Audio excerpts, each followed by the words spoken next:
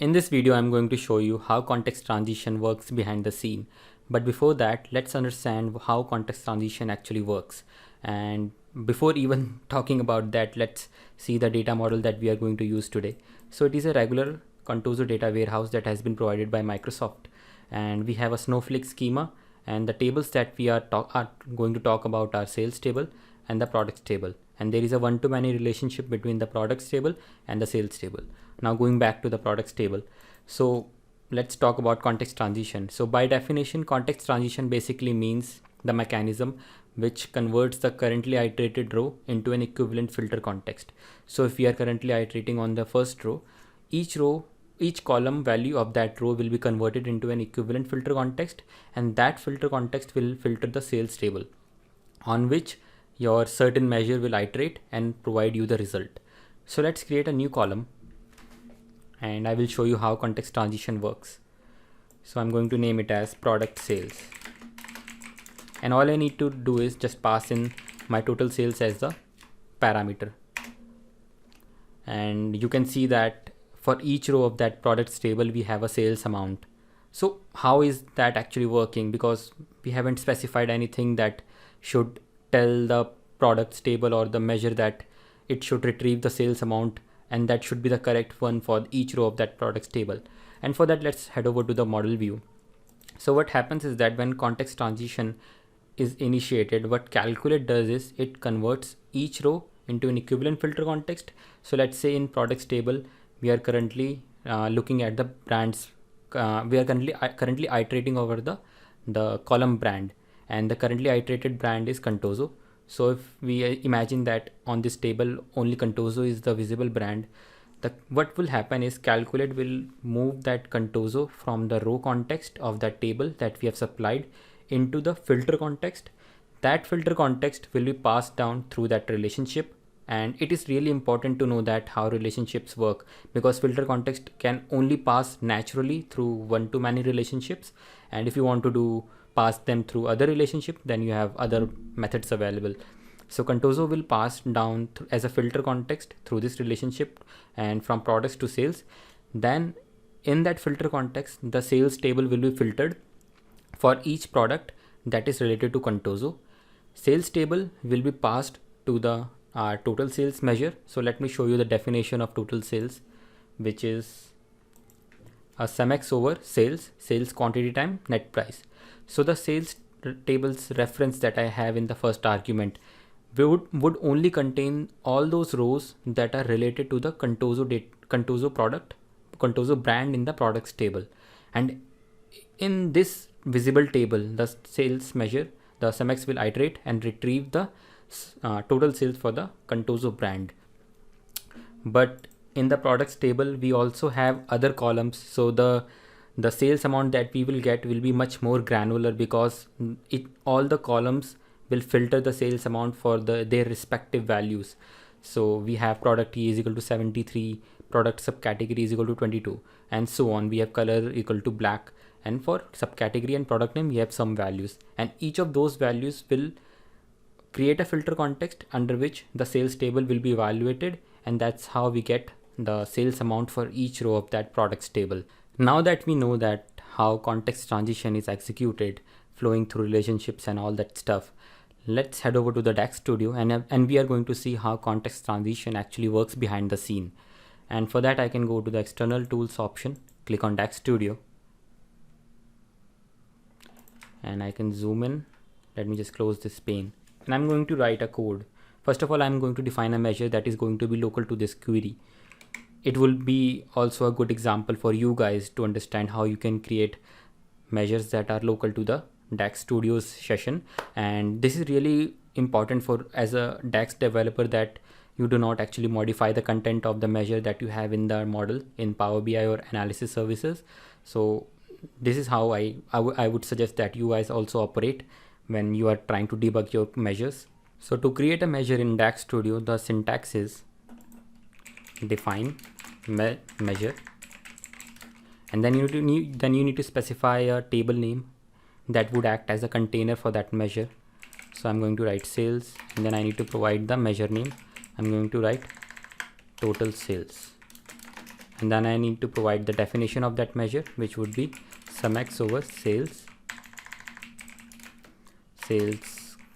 quantity time sales net price. So let's zoom out a little bit, and now we are going to return that measure using evaluate keyword, and we are going to define a table using add columns, in which we are going to call that measure row by row to initiate the context transition. So I can write add columns values, and for the example I'm going to use the products color column that I have in my data model, and let's pass in the extension columns name, which would be the sales, and I can call my total sales measure from here. And let's close add columns. And before moving ahead, I need to make sure that I enable all those traces that are required for understanding the query plans and the code that is being sent to the storage engine by the formula engine. And for that I need to enable query plan and wait for the trace to complete, and then I need to enable server timings. And I also need to make sure that I clear the cache then run. I select the option which is clear cache then run, because when you're trying to optimize something or you're trying to understand things, it is important to make sure that you operate on the cold cache and not on the warm cache. Warm cache is useful once you have optimized your code. So let's make sure that the clear cache then run option is selected, and then we are going to run this code. So let's see the kind of queries that are being generated by this add columns over the values products color, and then in the row context we are calling total sales. So my DAX Studio actually crashed and I had to reopen the files and reconnect everything. So that's why you would see that the numbers on the screens are a little bit different than a few seconds ago. So the total duration time in this time is 90 milliseconds, out of which 6 milliseconds have been spent in formula engine and 13 milliseconds have been spent in the storage engine. And you can see that right above the storage engine we have storage engine CPU, which basically means that the parallel operation that was done in the storage engine. And always remember that storage engine can scale on multiple threads. That's why you see x13.2. that means in actuality the total time consumed in the execution was 172 milliseconds, but since storage engine can actually run in parallel and can use multiple threads in parallel, that's why the time was actually reduced, and the total time is now shown as 13 milliseconds, and the total is 19 milliseconds of formula engine plus storage engine. So moving on to the XMSQL code that we have on the right hand side. So let's read the first query that is being executed. So you can ignore the first few keywords. We have a with clause, which basically is sales quantity times sales net price, and then after that we have a select statement, which is products color, and then sum of expression 0, which is this expression. And then on the left hand side we have the sales table, and then we are doing a left outer join on the products table using the products key, sales product key, and the products product key. So what basically this data cache would actually return is a two column table, out of which one column would be the products color, for which there is at least one transaction in the sales table. You need to actually keep that in mind, that it will never return any product color which will not have any sales amount, or which doesn't have any transaction in the sales table, because we are keeping the sales table on the left hand side, and I will talk about that in a little bit. And the next column in that data cache would be the sales amount. So we will get product color and sales amount grouped by product color, and you can see that we do not have any group by clause in that XMSQL code, because in XMSQL the grouping is actually the grouping is actually implicit, and we never see group by clause. So whenever you select any column in terms of XMSQL, the engine never does any group by explicitly in the group by clause. It is always implicit, and there is always a grouping when you're selecting any column. And the next data cache that we see is simply a products color from the products table. So this data cache would contain all of the products that we have in the products table, even if there is no sales of that product color in the sales table. And this is really important to know, because what XMSQL does is it keeps the table on the left hand side and then tries to join the other tables, because of which it has to request two data cache from the storage engine. Now if the XMSQL would have kept the products table on the left hand side and the sales table on the right hand side, we would have seen that there would be a data cache containing two columns in which there will be a distinct product color and then a sales amount, and there is a possibility that certain products for which there is no sales in the sales table are still available in the data cache. But that is unfortunately not in the case of XMSQL. That's why the storage engine generates two queries in which there is one data cache containing products color and sales amount from the sales table. That's why we will never see any product color where there is no sales, and the next data cache contains the distinct products color from the products table, and the group by is implicit in this case as well. That's why we do not see any group by clause. And now let's see the result that is being returned by this add columns. So we have all the colors that we have in the model for which there is at least one transaction in the sales table, and then we have the sales amount, and that's it. That's the result that we are getting. So before moving ahead, I thought it would be great if I can show you how the same XMSQL code would look like in TransactSQL. And for that I have my SQL Server in front of my screen, and I have already written a query that corresponds to the XMSQL code that we have in the first query, which is sales net price times sales quantity for each product color. So if I have already ran this query, and you can see that we have the sales amount for each color. And now let's try to see if the result that we are getting is same or not. So for Azure we have 1320, for black we have 7627, and for blue we have 310849. And the reason why I'm showing you is that in TransactSQL you would have to actually write group by explicitly, but that is not required in XMSQL. And I also have my other TransactSQL query, which basically extracts the distinct product color from the product table, which corresponds to the XMSQL query we have in the second data cache, which basically gets the distinct product color. And that's how the same query corresponds to the TransactSQL. And you can see that in XMSQL we do not have any group by clause, but in TransactSQL we need to write an explicit group by color. So let's try to read the query plans that we are getting and understand what is actually happening. Let me just resize that window. So just like last time, let's start with the logical query plan. So if you remember the order of execution of a DAX code, so let me just summarize everything for you. So we have when you write DAX code in the DAX editor or in DAX Studio, the evaluate statement fires that code. Then there is a DAX parser which checks for the syntax of that code, if there are any errors, if you forgot to close any parentheses, or if the code could possibly return any error. Then the formula engine, which is the higher level engine of the two engines that we have in DAX analysis services, kicks in. Formula engine builds a logical query plan, which is the plan that we have listed in the bottom of the DAX Studio. And then during the building of logical query plan, it can actually ask for certain data caches from the storage engine, which are these two data caches, and the formula engine tries to build the logical query plan by asking the data cache, and then tries to optimize that query plan that it is going to build. And these two data cache, or all the data cache that formula engine asks from storage engine, are kept in memory and in a temporary area. I think it is called as pool. And once it has everything that is required to build the logical query plan, so first it builds the logical query plan, then it fires the logical query plan, and in between this process it tries to optimize the query plans by asking certain data caches. And once logical query plan is built, what formula engine would do is it would build the physical query plan, which is the first section that we have on the screen.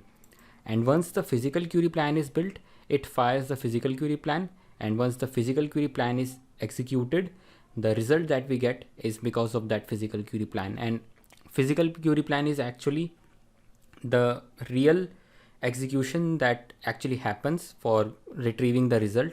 Logical query plan is basically an estimation of how formula engine thinks that it is going to answer the query. So let's start reading the logical query plan, and let me just maximize the screen a little bit. So the first level operation that we have is of add columns, and if you remember from the previous video, if you see any vertipack suffix after any keyword or any operator, that means that that operation would be executed in the storage engine. But in this case we do not see any suffix after the add columns. That means this operation would be executed in the formula engine. So after the operator name, we have the property of the operator, which is rel log op, which means relational logical operator.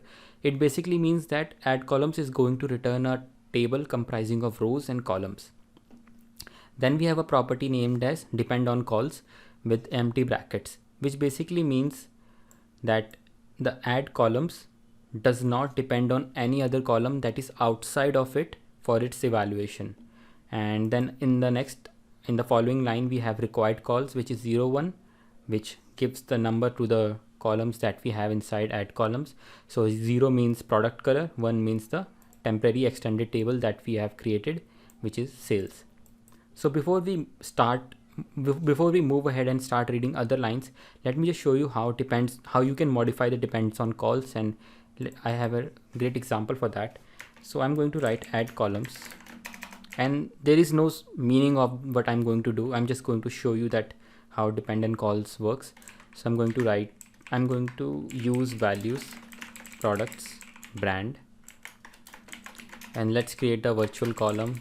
I'm going to name it as something, and all I need to do is write count rows, calculate table, and let's close calculate table and count rows and add columns. Let's format it so that it looks readable.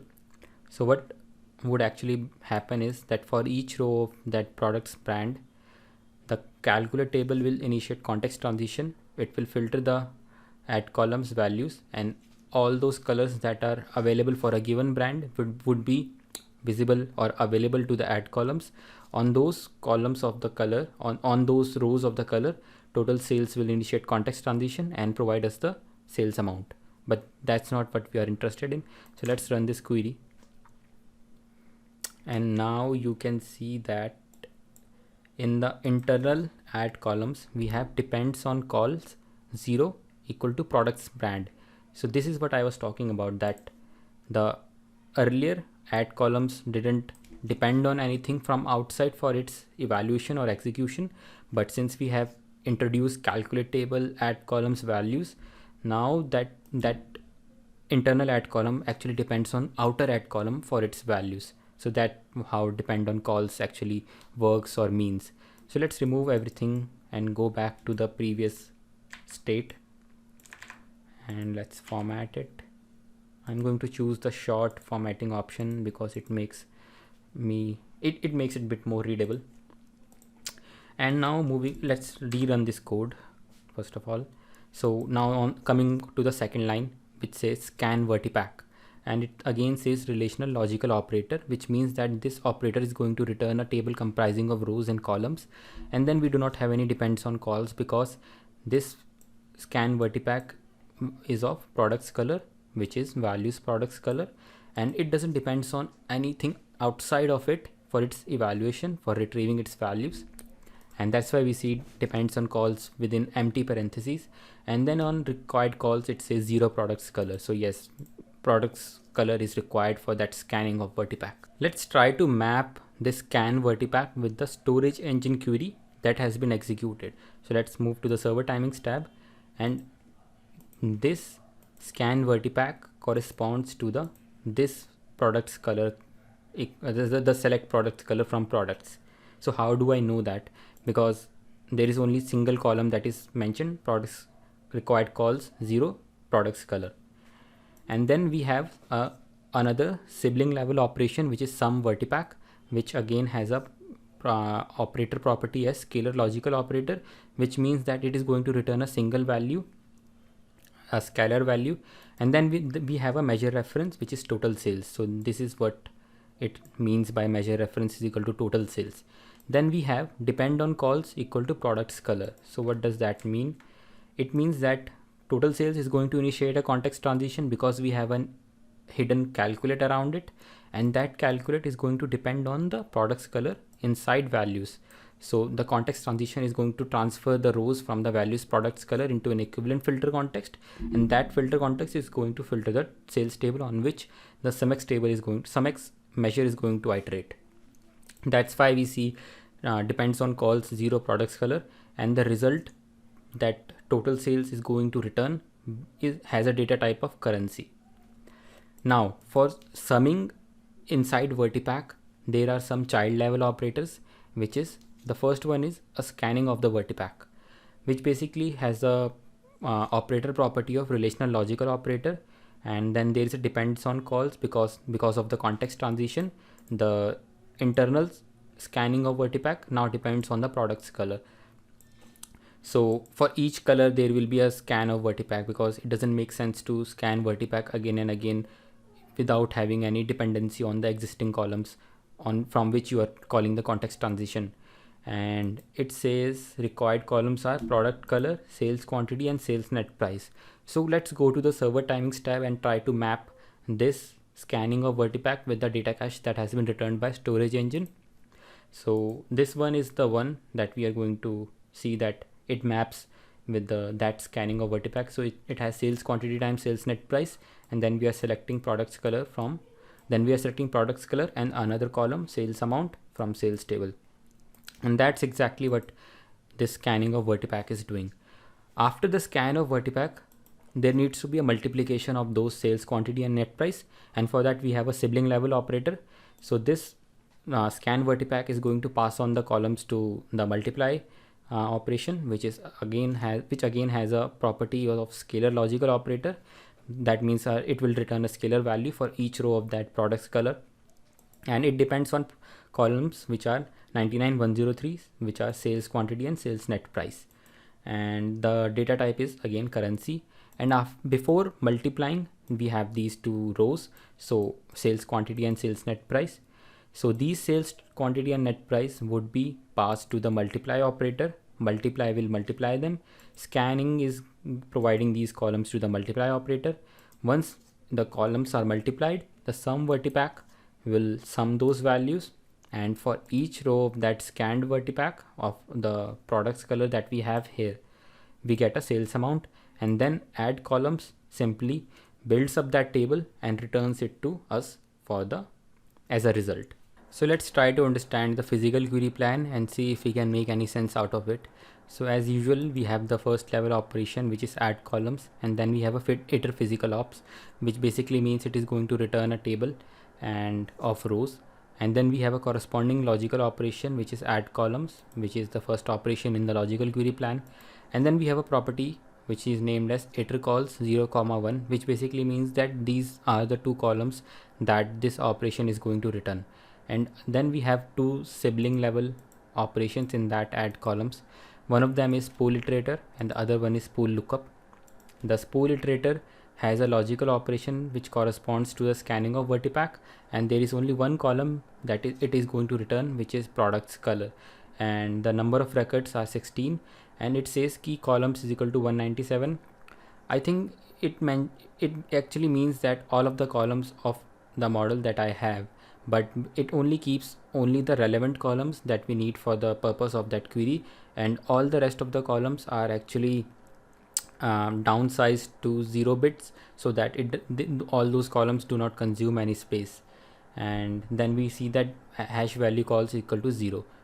So now then we have a projection spool which says it contains 16 records. So what happens is that this storage engine query retrieved the data and then it spooled the data in a temporary area in memory, which is basically represented by projection spool, and this is the cache which I was talking about, that storage engine sends data caches back to the formula engine, and those data caches are kept in memory. And then we can see that it has field calls listed as 1, which basically means the column that has been extracted from the storage engine, and in this case it is products color, and we do not see any value calls because this actually refers to the extension column that we are adding through the context transition, which is sales, because total sales is not any, sorry, the sales column is not the physical column of our data model. Then we have spool lookup, which has the property of lookup physical operator, and it basically, what it basically does is the spool iterator will provide the data row by row, and the spool lookup will do a lookup in the data cache, and then it will provide the result back to the add columns. So I will explain to you in a minute. And then we have a corresponding logical operation of sum vertipack, in that the lookup calls is defined as products color. So what happens is that the spool iterator on the line 2 will supply the values from the products color data cache to this data cache row by row, and then this data cache will do a lookup between two data cache, which are these two.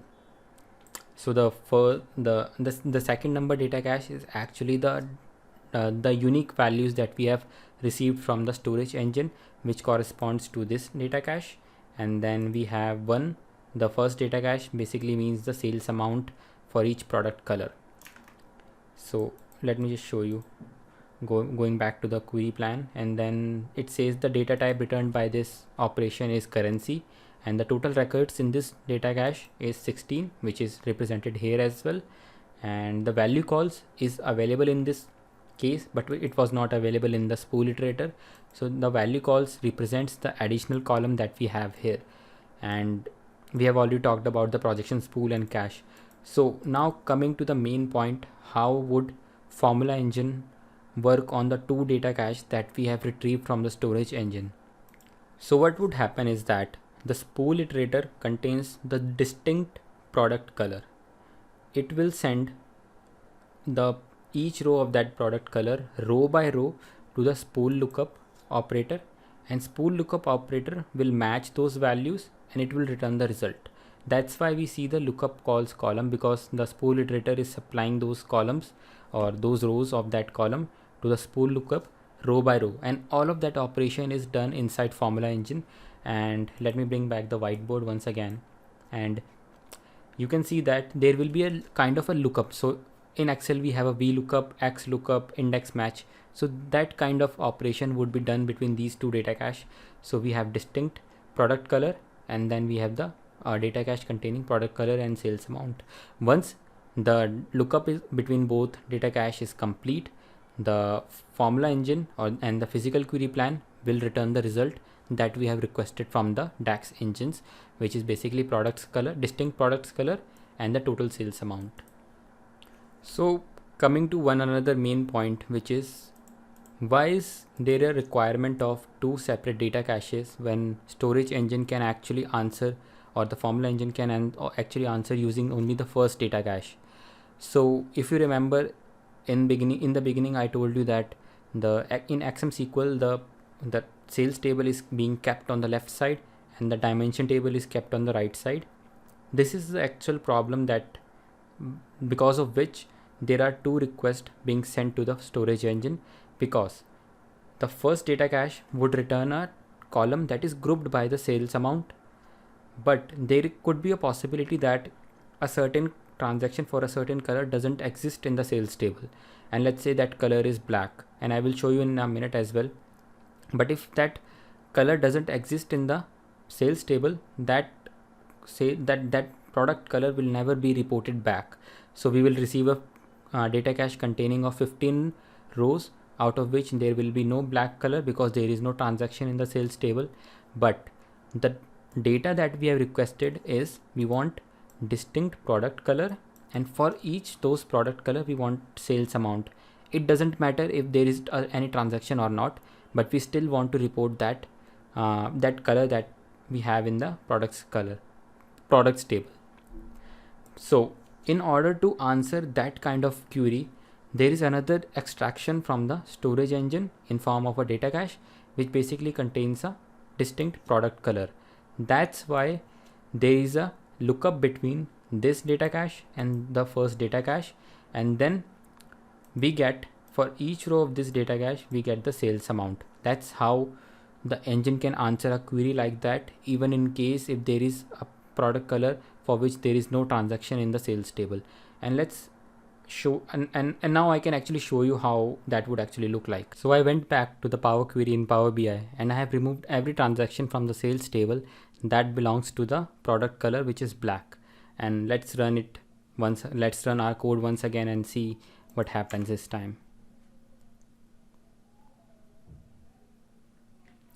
So you can see that the XML that is generated is still the same, but let's move to the query plan, and there is where you can actually see the difference from the previous version and in this version.